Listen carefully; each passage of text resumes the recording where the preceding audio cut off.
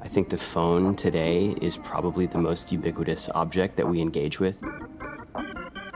So a very interesting, piece of our everyday life to alter.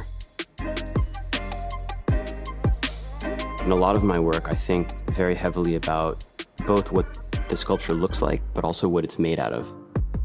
So the use of crystal, volcanic ash makes us think about geological time, right? The object has this kind of truth in it.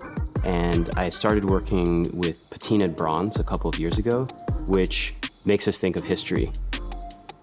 I'm always interested in bringing my work into arenas that are not a typical art world scenario.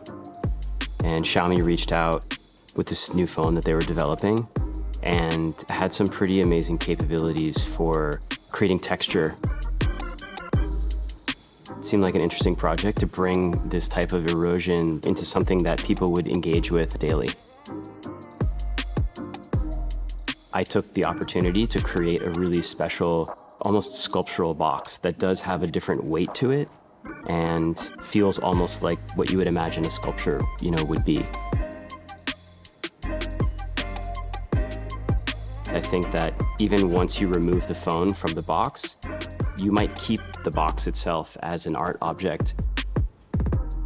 So it's sort of thinking about the purpose of that is not just its functionality, it's also a sculptural proposition. Xiaomi is inherently interested in the future. They're thinking about what's happening in 5 years or 10 years. So I'm quite sure that in 20 years, there will be people who have this phone that don't use it as a phone anymore, and it just becomes a sculptural object that is kind of linked to a particular moment in time. And in that way, its use is carried beyond the functionality of it. It becomes a sculpture. Xiaomi.